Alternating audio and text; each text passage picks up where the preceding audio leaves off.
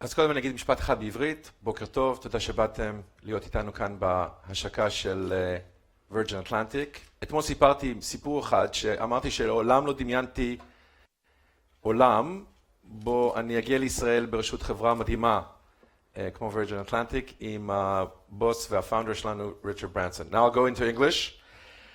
So thank you for coming. By the way, I just wanted to prove that I actually speak Hebrew, because some people don't believe me, and Richard doesn't understand what I'm talking about. So I just wanted to show that I can actually talk in both languages, although my English is getting better than my Hebrew. So thank you for coming for a special edition of Business is an Adventure. And what a stunning venue. Thank you, Chemi and the Paris Foundation for having us here. So fitting for Virgin Atlantic to celebrate its new route to Tel Aviv here in the Paris Center. So I'm Shai Weiss. I'm the CEO of Virgin Atlantic. Indeed, Israel is my home country. Jerusalem is my hometown. No disrespect to Tel Aviv.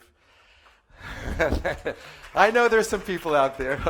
Somebody asked me, what do I prefer more, Jerusalem, Tel Aviv? I said, I can't answer that one. And, you know, on the 25th of September, we started to fly to Tel Aviv, and this is really our inaugural party, and this is really a special event where we have the who's and who's of technology. And what a better topic than Israel is growing to be one of the most prominent tech hubs in the world, and we're here to talk really about technology, but not just technology, also leadership and branding and other things. So we're going to start the debate with how to build a brand. Then there's going to be a session which is going to be pitch to rich. We'll have 5 technology companies that will have a few minutes to pitch an idea. Richard will judge and choose the winner, and then we'll go into the future of aviation. I'll host a special guest and talk about aviation. But before I hand over, I just want to say, this is quite special day for me. I'm here with my wife, my kids, my mother, my brother. Thank you, Chemi. I think that's my thank you, Chemi. You want to do this? I'll get to her in a second. So I'm going to start again. I'm here with my wife and my kids and my mother and brother, and of course surrounded by colleagues and family and friends. I have an awkward situation. I'm here with all of these people. I'm adding Peter Norris, the chairman of the Virgin Group and the chairman of Virgin Atlantic, and dare I say, one of the iconic business people who is actually the big boss, Sir Richard Branson. And I am also here honored to introduce my little sister. Most of you don't even know we're related, but we are.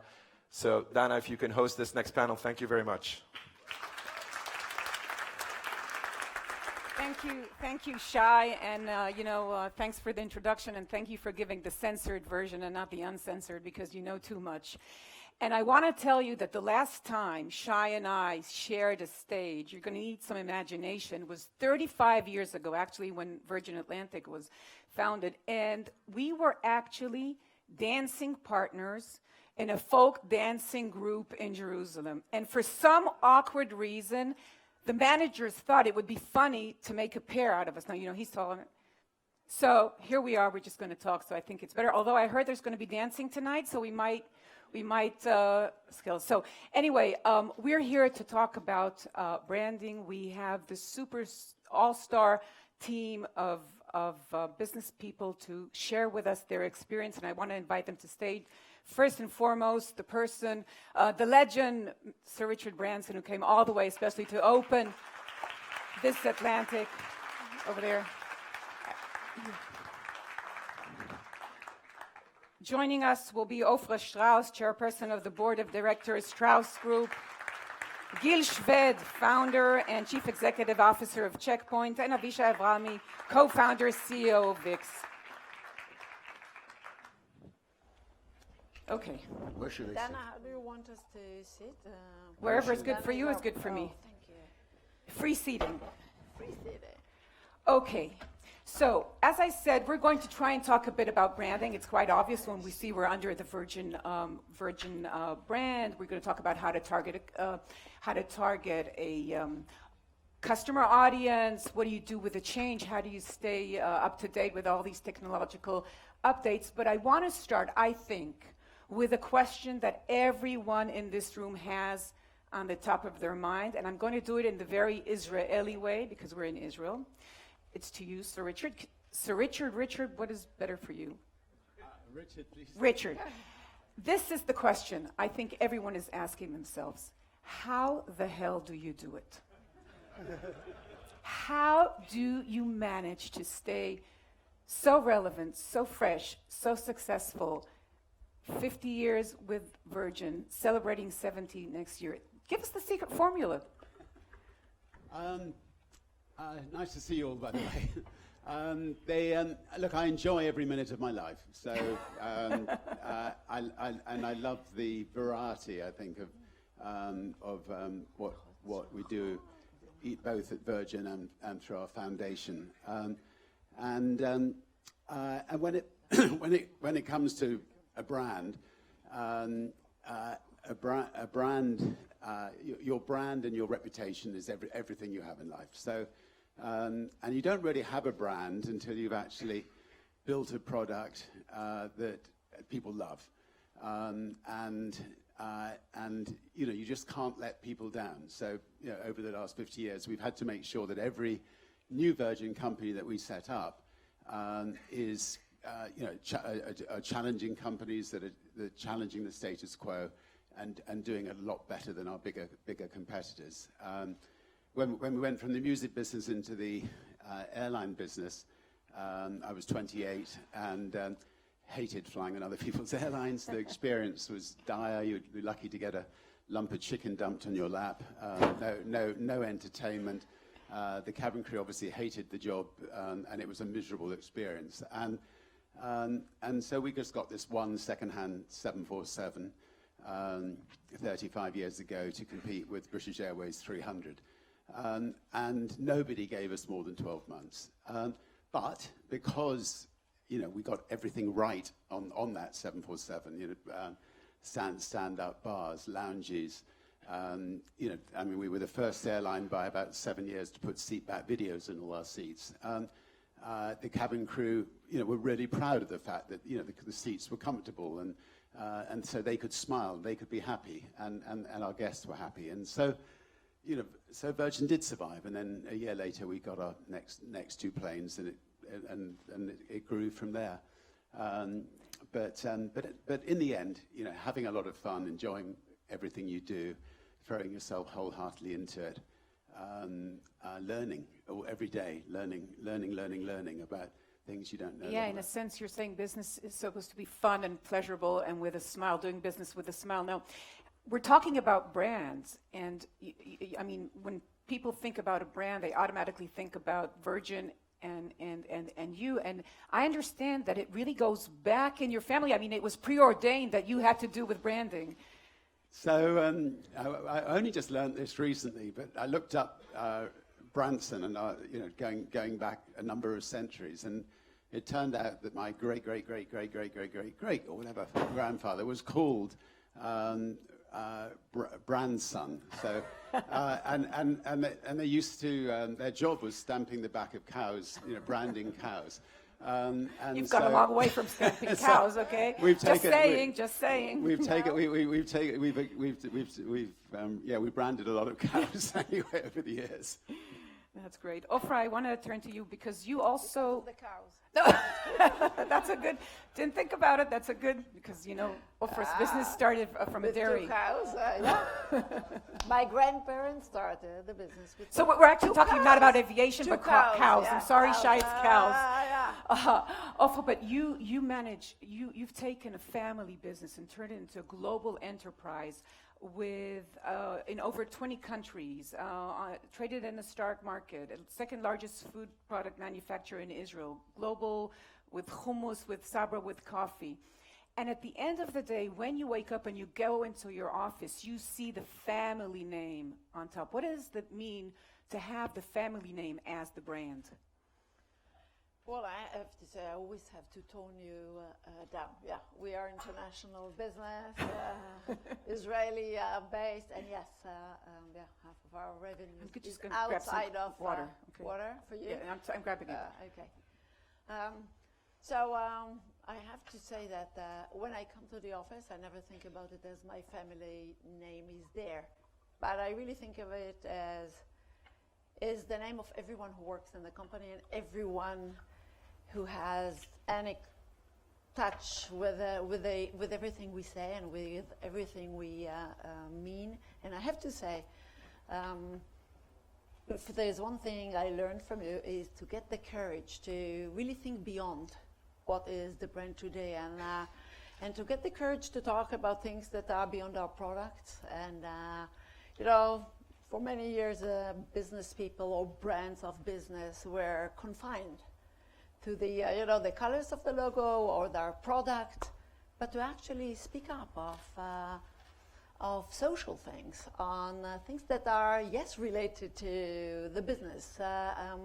So the business boundaries are now much better than definitely a business, the family, or my name. It's just businesses and brands today are expected to just do much more. And at the beginning, really, it was, well, when I remember the stage, I became the chair of the business. It was, yes, about selling great products, high quality, sell more, being really responsible that they are good. But now it's, well, people's health, how we employ, how we... So when we talk about, different countries, and so I actually see those much more holistic thing of what the brand is all about, and that's a great way to communicate. In a sense, when you are working with consumer markets, then you have to think, either make them love you, or make them respect you, or trust you, which turns me to Gil. Gil, of course, we all know Gil. I know Gil, actually, he's Shai's best friend. He forgot to mention that. We know Gil since he was 13. Really, yeah. So this is like a family, this is like a mafia gathering. This is Shai's... But Gil, of course, you founded Checkpoint So back. who's your best friend? He could give us a loan, do you think?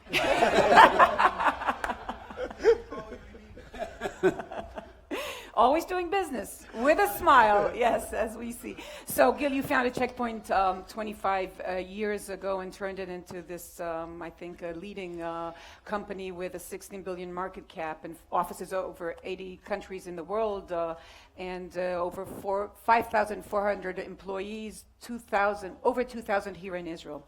When you founded Checkpoint back then, what were you thinking? Were you even thinking about branding? Because your business is different. You are a B2B and even very niche B2B. How did you think you would be successful with that brand? What was your goal? So I think our challenge was to come from Israel and come with a very technical product, and cybersecurity is something very, very technical. We hardly understand that. And to make it something that people will still associate with.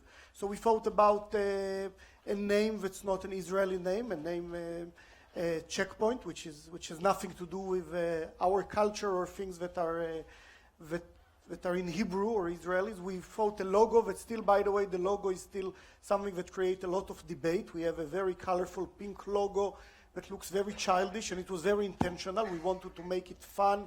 We wanted to take this serious subject of security and turn it into something, at least on the logo, because in the business we have to be very, very serious about security, but in the logo make it something that stands out, that make it more playful, more simple to use, things that people will remember, and people still remember it. Again, some like it, some dislike it, but still it stands out.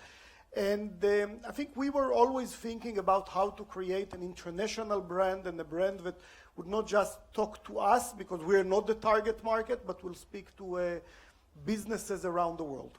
And you knew that you had to make it in the U.S. Yeah, I mean, our goal from day one was very clear, that if we want to be successful in technology, we need to be successful in the US market. If we are successful in America, it will flow to the rest of the world. And I think, by the way, it did. I mean, we were the first year, all our investment was in sales and marketing in the US, and the second year, already half the sales were outside the US, because at least in technology, everybody's looking into the American market and following what's the successes of the US.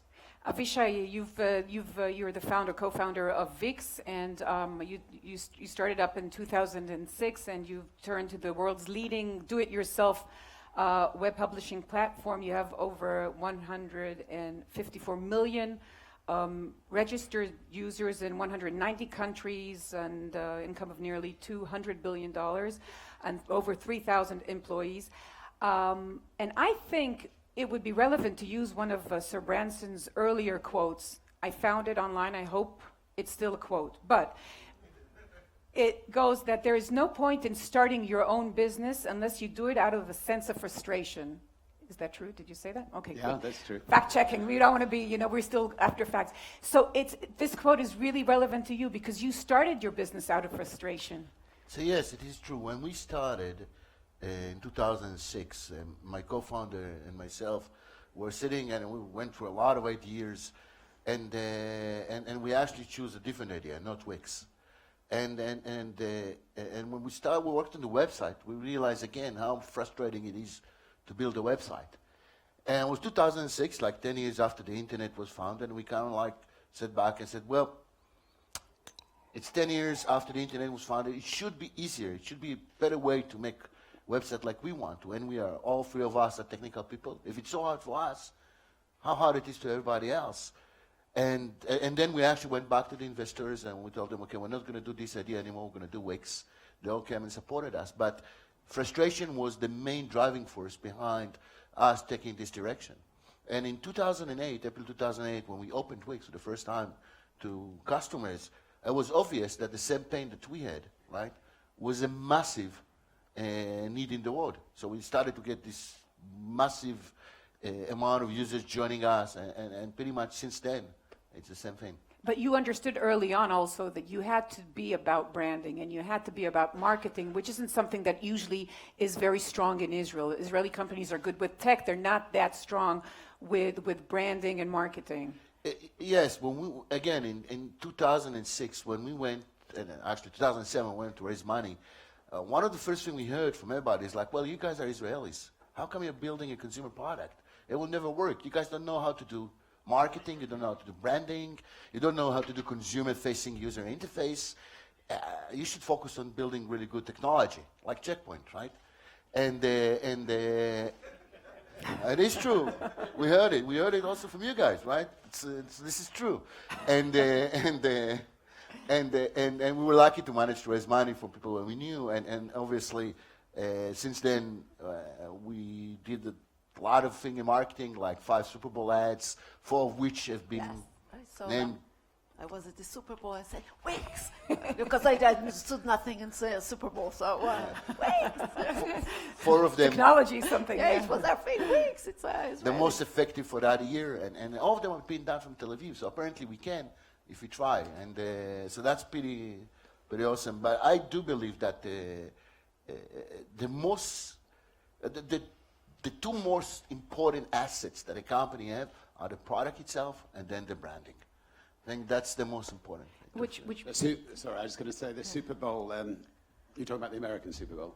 Yes, Yes. American So, Super Bowl, yeah, American so about 30 years ago, we had an airship company, and obviously, and we would fly it for filming purposes over big events, and it had an enormous fly, Virgin Atlantic, obviously on the side of it, and NBC hired it to film the Super Bowl, but they made absolutely clear that they couldn't bring the camera up to it because Super Bowl is the most expensive advertising ever. So our wonderful team just put a banner streaming out of the back of the airship which said, NBC cameramen are the best looking people in the world. and the whole time the cameras went up. So. That's a good. I do think branding needs, I think having a bit of, not taking yourself too seriously is another very important thing with branding, and having, just having fun with your people in your company, but with your with the way you take on your bigger competitors, pulling their tail. But it's easy to talk about it now that you're so successful. But back then it was very unconventional, not British, not proper. And then you did it anyway. You stood out. Was it intentional, or it's just you, and that was what you could do, and that's what you knew how to do? Well, there wasn't the internet, so we in order to get our companies well known, I had to use myself, and I had to use humor, and I had to risk my life flying around the world in hot air balloons and boats and sinking and Yes. That's commitment. That's commitment, guys. There was one occasion that we were trying to be the fastest across the Atlantic, and we sank about 200 miles, and Virgin Atlantic took a full-page ad the next day. Next time, Richard, take the plane.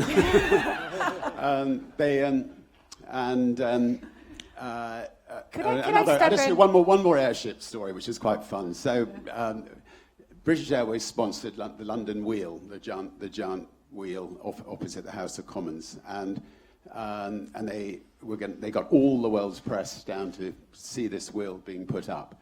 But they had a technical problem, and somebody rang me up at 6 a.m. And said, BA have got a technical problem, all the press are there. So obviously I rubbed my hands together. But I then rang up our airship company that was just outside London, and they scrambled this airship. And right over this rather sad-looking, deflated wheel, Virgin airship flew over, and all it said on the side of the airship was, BA can't get it up.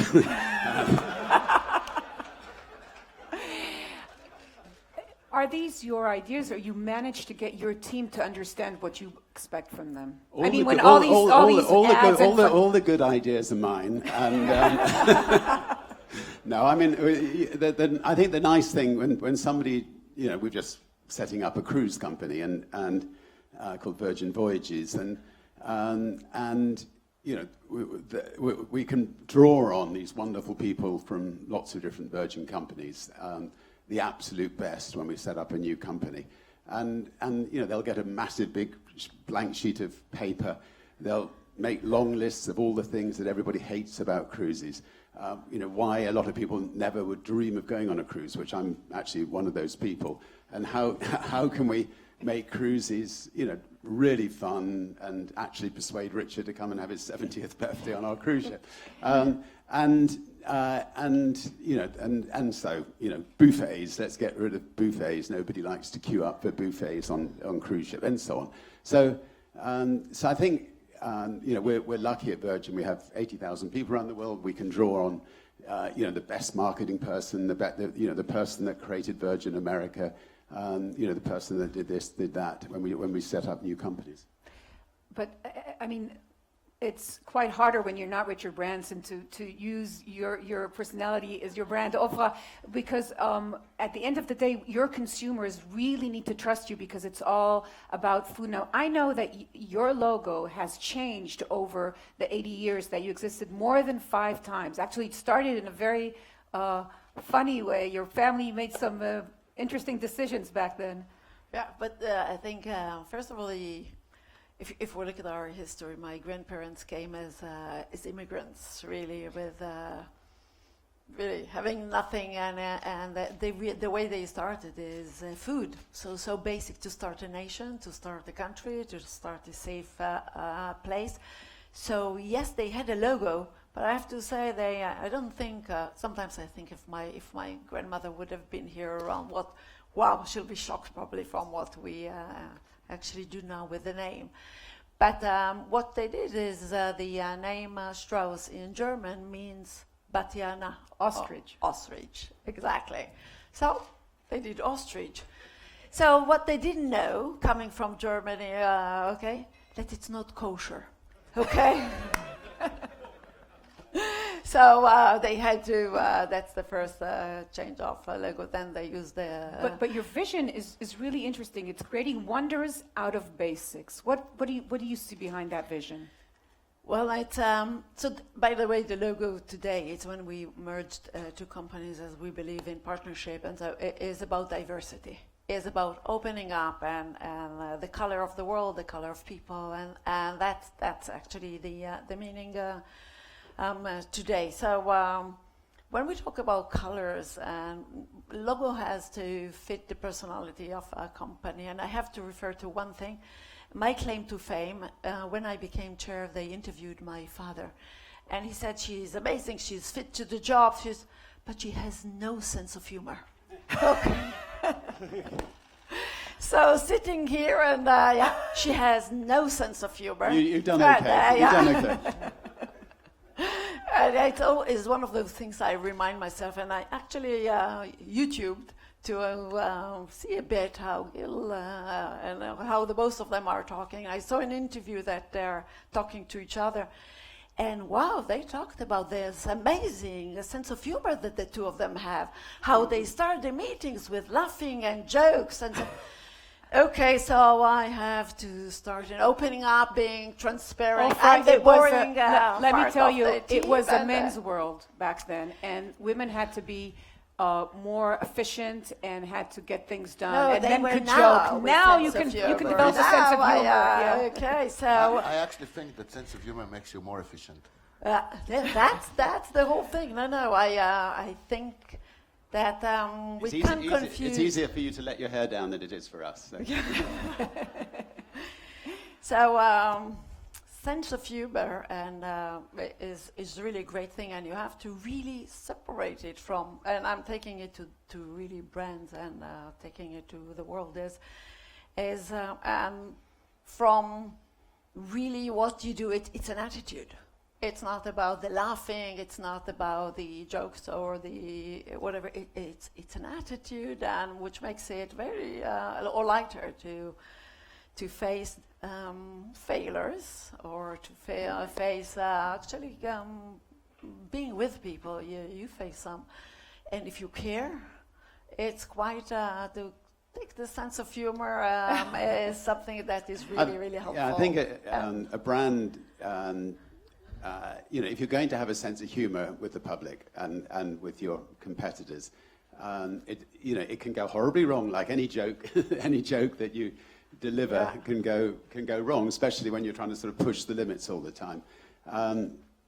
But I think as long as you can make the public smile, and then it's very difficult if you're pulling the tail of a bigger competitor. For them to be able to respond. When we were trying to get our airline into Heathrow, we were confined to Gatwick because the government protected the flag carrier, British Airways. And so, one morning we all dressed up as pirates and we arrived at Heathrow and we turned the tail of a British Airways Concorde into a Virgin tail. And as we were fleeing, we were arrested by the police, and they only arrested us because Lord King, who was chairman of British Airways, insisted we were arrested, and then the chief of police rang up Lord King and said, if we charge these people, it's going to backfire on British Airways. I really think you should let them go. And so Lord King realised that maybe it was that he was playing into our hands. But anyway, obviously the public loved it. They smiled. And that means you always have to be. We won our You always battle. have to be the number two. You're never the first one. You're always the challenger if you want to keep that sense of humor and that edge with the public. Yeah, I mean, with Virgin, we've started many companies in many different sectors, and we are therefore, I mean, like with a cruise company, we're going to have one cruise ship against other people's 200 cruise ships initially,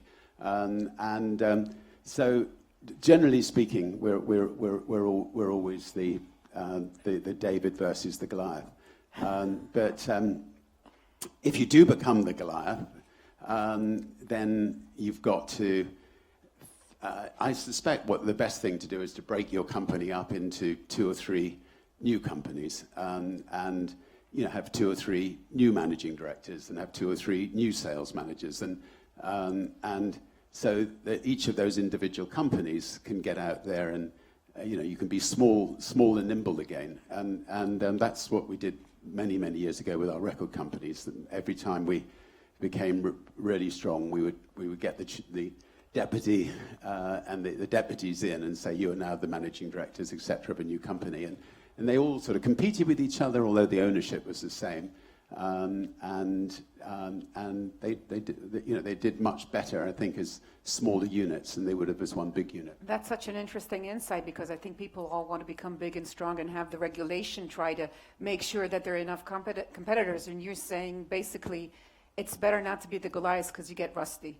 That's interesting. But talking about David and Goliath, Gil, we're here in Israel, and I think here in the Paris Center for Peace and Innovation, it's quite amazing the fact that I think when you started, you couldn't put on your sheet or your front page the fact that you're from Israel, and now it's not a liability but an asset when you're talking about tech. So something happened with branding Israel as a startup nation. It's I always say it should be a startup nation for all its citizens, but a startup nation, that's a brand that you use today. So I think that's something that really changed. When I started Checkpoint, we weren't trying to highlight the fact that we are Israelis, and not because it has a good or bad brand, because people don't like some things that's foreign and they don't trust. People like things that they can understand, that they are local, and that creates trust. And so in the early days, we were saying we're a global company, we want to give you the best technology. Let's not speak about the fact that we are Israelis, obviously, even though it's evident when they meet us in person. I think today it has changed a lot, and Israel gained the brand for innovation, gained the brand for being the startup nation in the cyber industry. I think 20 or 30% of the cybersecurity industry of the world is in Israel, and there's like a few hundred startups only in cyber in Israel. And I think that, and Israel created a brand, and I think that brand is based on the experience that people had, that they saw good technology coming from Israel. From a good country. Avishai. I don't know if it's a good country, but the good technology. From a good country. I wouldn't go there. Not today.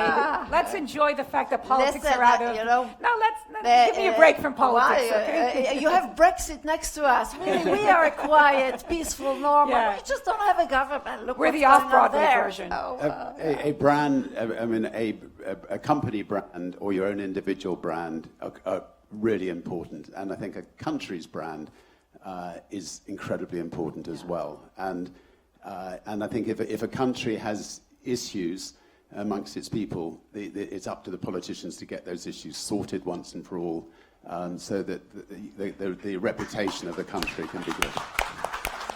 Yeah, I think we all agree. Avishai, we're here not only to study and learn from success, but also from setbacks along the way. How hard was it for an Israeli company to doing something that hasn't been done before? I think since Gotex, the bathing suit company, there wasn't a major Israeli consumer market-oriented company coming out of Israel before Wix.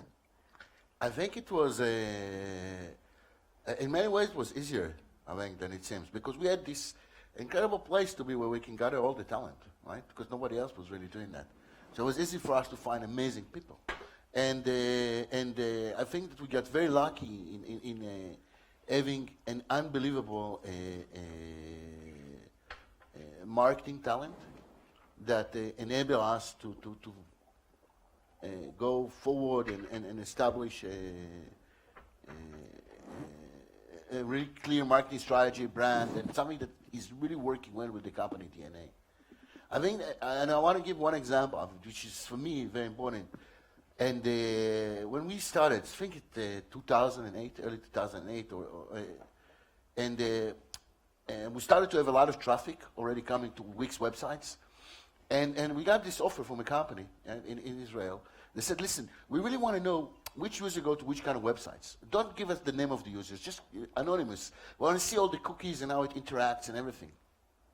It doesn't matter for users, right? And for us, it was $100,000 a month, what they offer for that amount of traffic. It was a huge amount of money, right?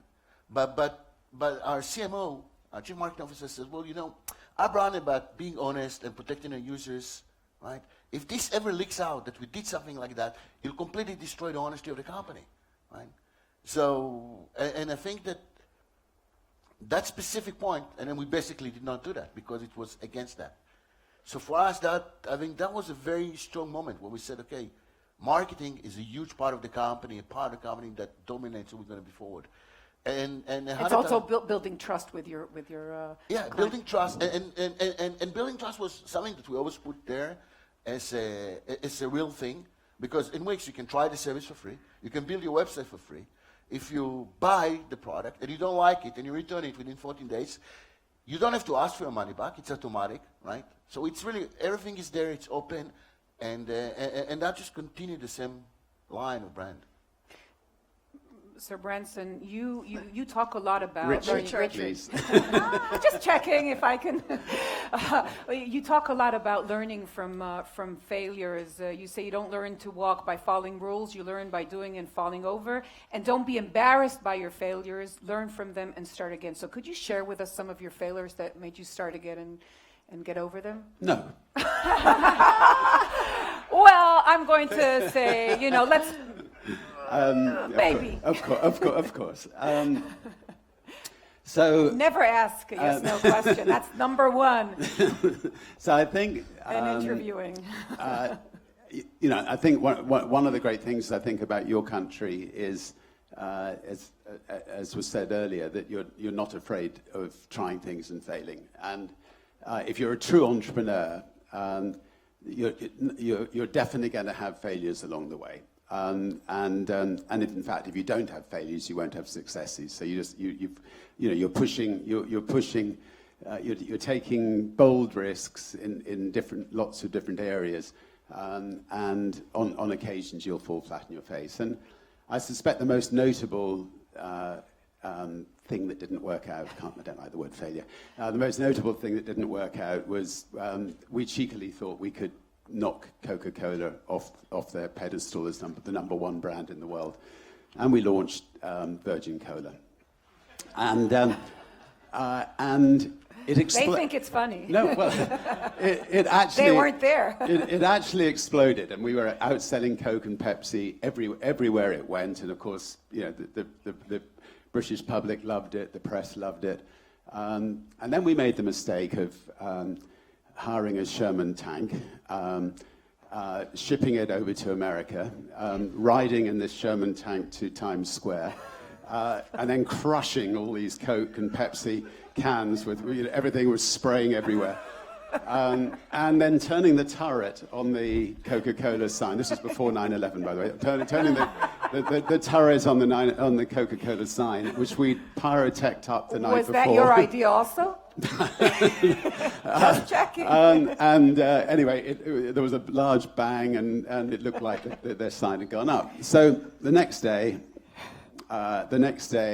without us knowing, Coke had a DC-10. They filled it. They filled the DC-10 with money and SWAT teams, and they arrived in England, and Virgin Cola just disappeared from every shelf, and the Tesco's and everybody were a lot richer as a result. So I think if you do take on a bigger competitor, I mean, when Virgin Atlantic took on British Airways, they hated us, even although we were tiny. They waged a massive dirty tricks campaign against us. They had people going through my rubbish bins looking for incriminating stuff. They had people going to our nightclubs' rubbish bins to see if they could find needles to place stories in the newspapers. They had a team of people behind locked doors that were tapping into our very basic computer information of 35 years ago. And then they had teams ringing our passengers, pretending to be from Virgin, and saying that the flight had been cancelled and switching them to BA. And I can give lists of what on. Anyway, we publicly said, had a press conference. They categorically denied it. We took them to court, and we won the biggest libel damages in history. And we distributed all the money to our staff at Christmas time, and I think ever since then the Virgin Atlantic staff have hoped that BA will do the same thing again. You called it the BA bonus. The BA Christmas bonus, yes.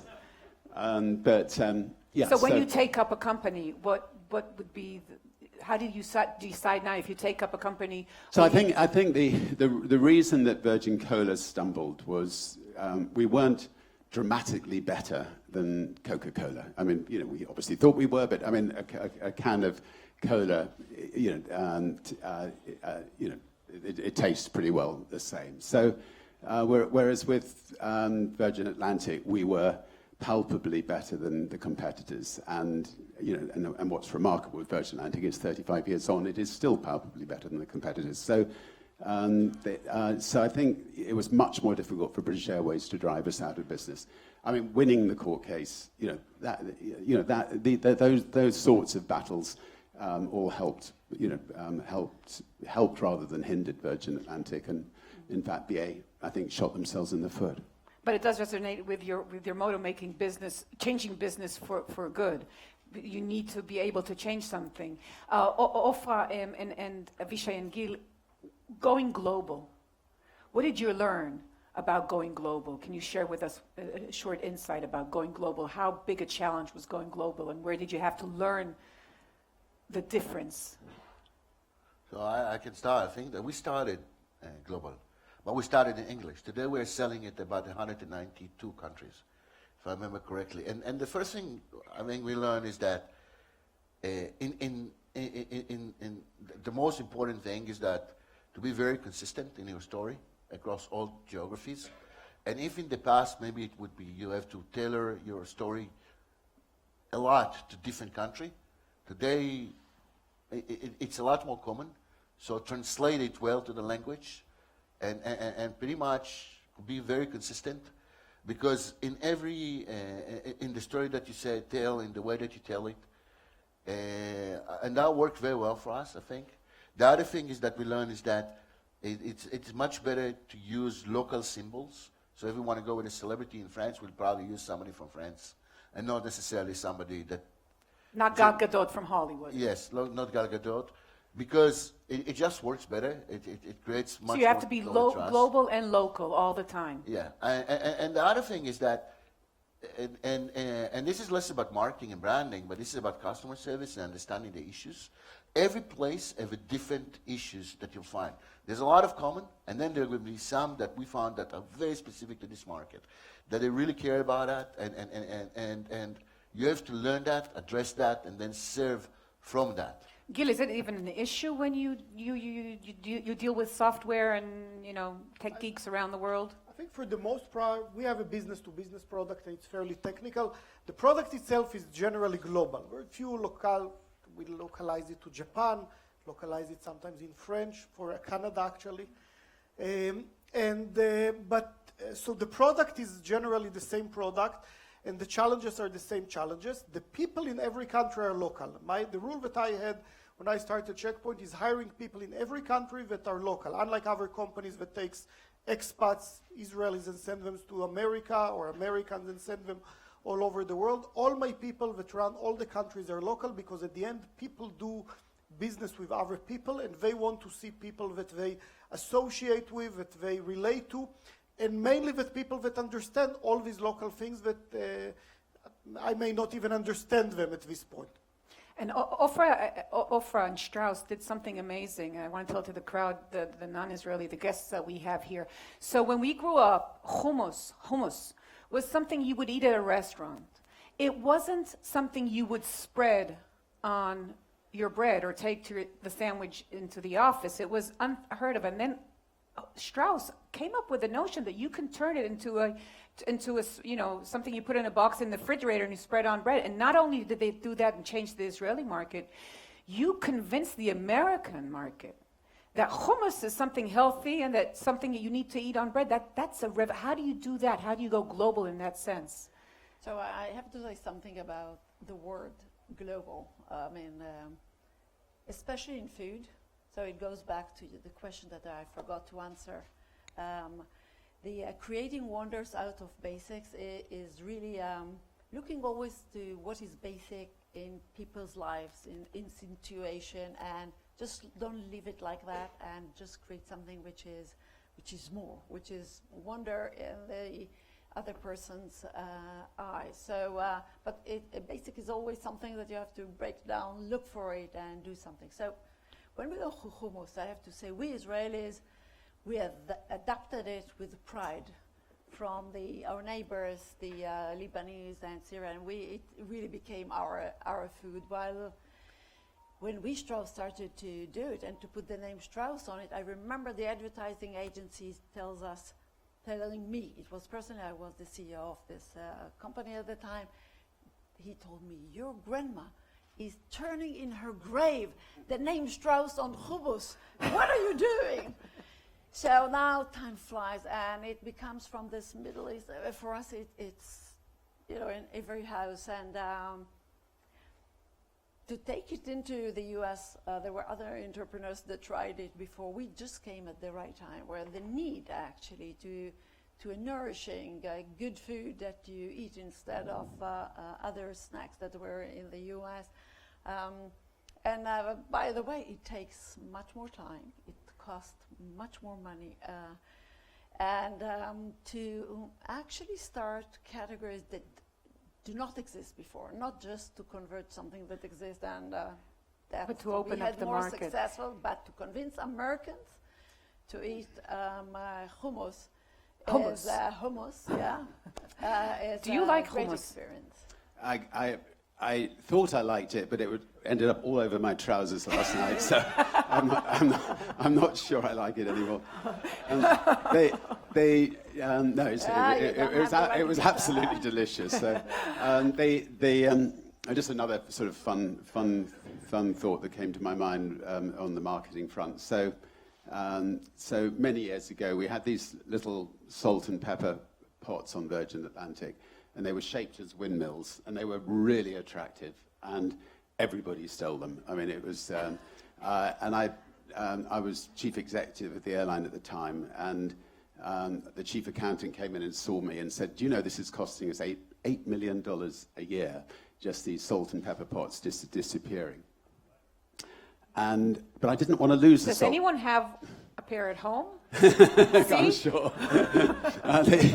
But I didn't want to get rid of them. So we just put underneath them pinch from Virgin Atlantic, and it became one of our best advertising. You know, people at the dinner party would suddenly pick it up, and the person who'd stolen it hadn't realised. But again, you know, if one can get these little touches, that's good. Okay, let's open it up for questions now, and then we'll wrap up on stage. Please, it's your That's time. frightening, isn't it? You're not even thinking of asking a question, suddenly you're told, ask a question. I'll tell you what, first person who asks a question gets an upper class ticket to London. Wow. All right. Now, I'm afraid you were that man there. Right, can you stand up? And can somebody make sure he gets his ticket afterwards?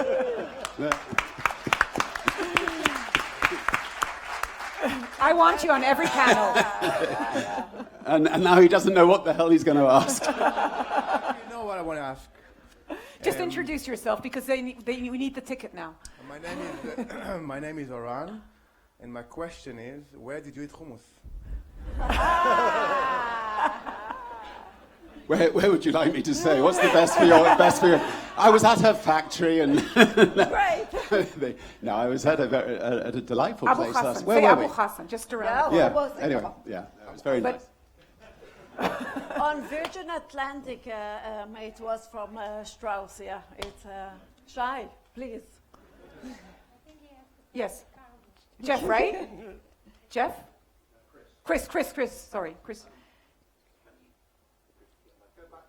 Chris Jasper. Wilberg, yeah. Talk about the launch of the Virgin brand initially, almost 50 years ago now. I don't remember it, obviously, back exactly at that time, but I remember when, you know, even when the airline was launched, that the brand was a sort of slightly risky name to adopt. It had connotations. It felt slightly rebellious, and I wonder if you felt then that it was a name that would play for so long across so many different businesses. And you coined it, I know it was before the record company, but it seemed to fit particularly well with the record business. When you went into the airline industry, did you think about changing the name at all, or was it always going to be Virgin? Had it stuck by that point? It goes back to when I was about 16 years old, and I was sitting around a room with a bunch of young girls all about the same age, and we were trying to come up with a name for a company. And I wanted to call the company Slip Disc Records, because in those days you had black vinyl and the needle would keep slipping.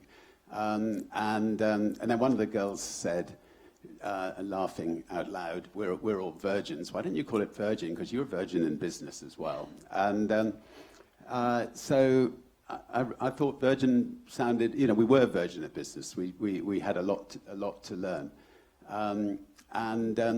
So we decided to call it Virgin, but the registry office decided it was rude, and they wouldn't register it for 3 or 4 years. So that's actually why this is the 50th anniversary of the brand, not the 55th anniversary of the brand. And in the end, I got the English dictionary, and I wrote to the head of the registry office and said, look. What the English dictionary says about the word virgin is it's pure, unblemished, untouched, the absolute opposite of rude. And in the end, they caved in and let us call it Virgin. So I think, the great thing about the Virgin brand is because every new business we start from scratch. We were Virgin in the financial services industry when we started. We were Virgin in the mobile phone businesses when we started, and so on and so on.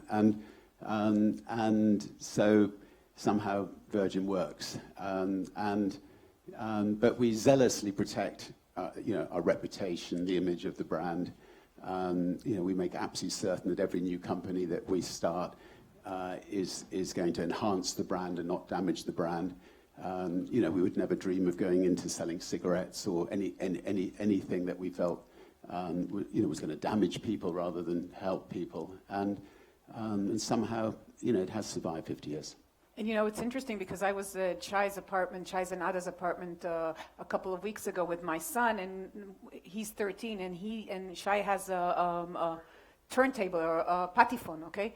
And obviously, and I don't know, Shai's son know it because they're Shai's son and other sons, but my son hasn't seen it before. So Shai tried to explain to him what this thing was, and he has some records, and he pulled out a record, and the record was Mike Oldfield, Tubular Bells, which was the first record the first artist that you signed, and amazingly, the logo looks almost the same. And then, so how do you keep something so, you managed to keep it the same and yet so relevant? I think that's the question. How do you stay relevant in this ever-changing market? You're just as good as whatever company you start. In those days, we were building a record company. It became the biggest independent record label in the world. So we attracted people like the Rolling Stones to come to sign to it, and the Sex Pistols and others. And we took risks. Signing the Sex Pistols. That really helped put Virgin on the map. It was a risk at the time, but because we signed the Sex Pistols, Genesis and Phil Collins and Peter Gabriel and lots and lots of other artists wanted to sign with us because they could see that we knew how to market things. So I think the only two companies one company that didn't work out and one company that did work out, where we went into the condom business when AIDS raised its head, and we felt Virgin was maybe not quite right. And we also Unvirgin. we also set up something called Virgin Brides, and we found there weren't any, so that didn't work out all right either. So That's great. Okay. They all think you're not getting tickets, though, right? Or are they? No more tickets. Okay, I'll take from the back. Yeah. Haven't we got any ladies? Oh, we got a lady at the Yeah, back. Well yeah. done. Hi, my name is Dina Vince, and first of all, I'm a huge fan of your work, Richard. I thank you very much for everything that you do, and you have been inspiring me personally for since I became conscious. And I have two questions. The first would be, would you say that you are spiritual or conscious in the way that you conduct your business, the way Oprah would define it? And the second question would be, I don't need a ticket, I just need 5 minutes of your time to present you a couple of projects that I'm involved with.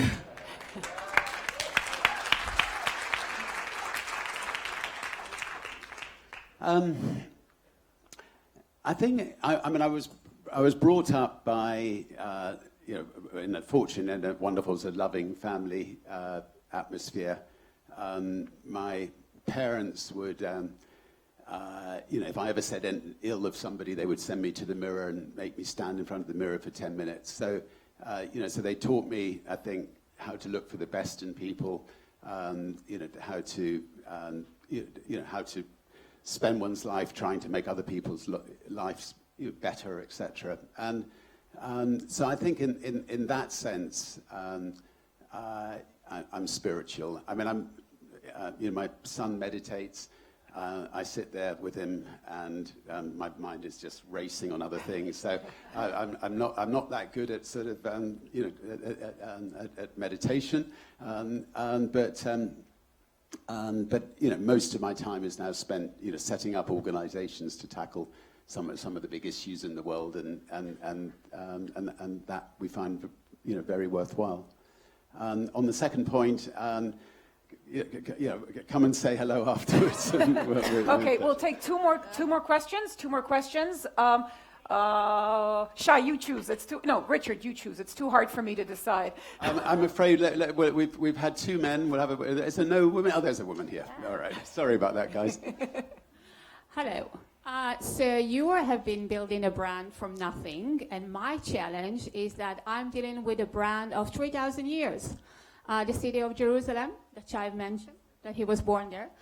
And dealing with a brand that is not a consumer, but a brand of a destination, which is suffering from so many different obstacles and challenges.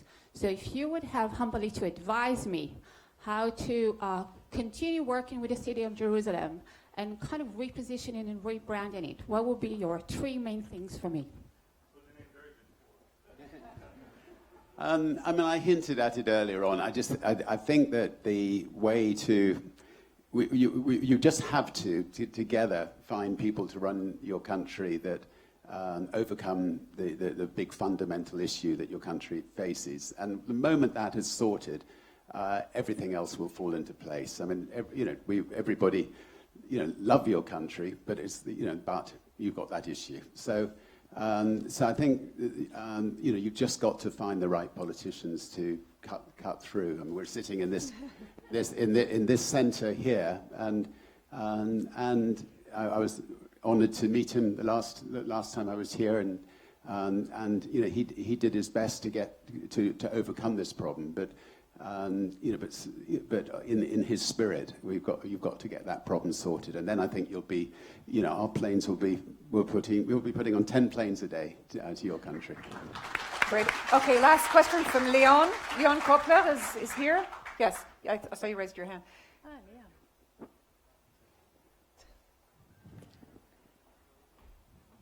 Right, you guys and girls are going to have to help me on this one. Hi, good morning. My name is Leon Koffler. It's a look-alike. That's it.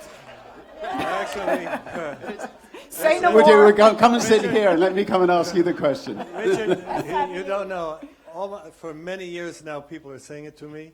I walked in with a gentleman this morning that said, I came all the way to listen to you talk. I can't believe you're walking without security. I introduced my daughter, and she says, oh, and she speaks Hebrew.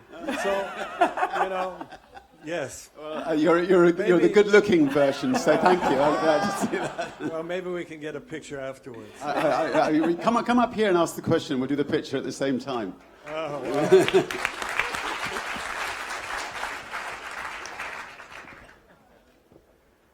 Yeah. You can take your badge off. You're going to look much better. I'm going to have to start grooming him now. Do you have and Madame Tussaud, do you already have a? Madame Tussauds.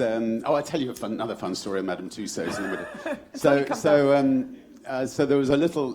I have a waxwork in Madame Tussauds, and sorry, I just finished. Sit down. And there's a little.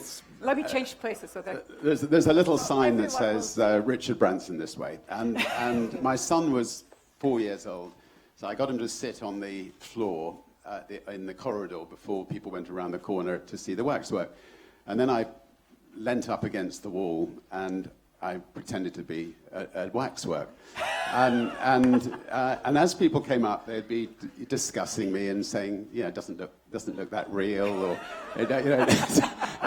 and if they said something nice, I'd put my thumbs up, and if they said something nasty, I would stick my tongue out at them. And my little boy just was roaring with laughter. So it goes back a while, but it was fun. Right, sir. Anyway, nice to meet you. My pleasure. Well, we've got a picture together.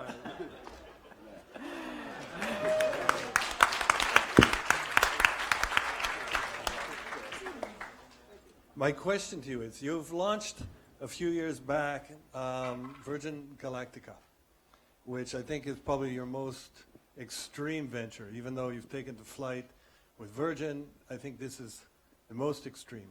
And I happen to have a ticket to fly with you. So this is... So maybe I can put him up in my place on the first flight. I was just thinking, thank you for coming up, Leon. You've just said, because I know that you intend on going next year no matter what. Yeah. No, Leon, you have to be serious. Family here. Yeah, actually it's family. First of all, maybe you can give a little update on it, because it's such an extreme diversion. I mean, it does connect, but it's going into a very high-risk neighborhood, as we say.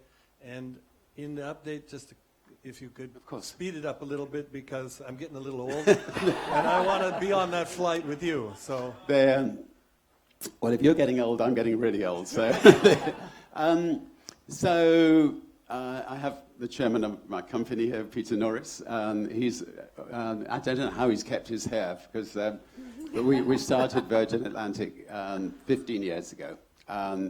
We decided that I wanted to go to space. My friends wanted to go to space. In fact, who would like to go to space in here? Most people want to go to space. Okay, I'm staying here. And we got the best engineers together, 800 of them, and we expected to be able to build rockets, build spaceships, build motherships, build spaceports all within 7 years. Anyway, 15 years is where we are today. We've had an incredible year in that we put 5 people into space. We've made 5 new astronauts. The first astronauts to be made since 2009 on American soil. It's almost bankrupted the Virgin Group. I mean, we've spent a lot of money on Virgin Galactic, on Virgin Orbit. On Monday, we float the company on the New York Stock Exchange, and it'll be good to actually involve the public, and so my chairman will still talk to me. But we've got a very exciting year ahead, and we've moved the whole operation to New Mexico, beautiful spaceport. The spaceships are gorgeous. The motherships are beautiful. The rockets have been, tested time and time again for years. And so, we're ready for a whole new era of space exploration. So exciting times. I look forward to getting up there. Yeah. So thank you, Richard Branson. Oh, no. Thank you, Richard Branson. Thank you, Gil Shved. Thank you, Ofra. And thank you, Abishai. And thank you all. Thank you, Shai. Actually, we stay, right? yeah, these guys stay. We stay You actually need to go to the sofa there, because we're going to pitch to Rich. Rich, you're going to need to stay here. Yeah, you're staying.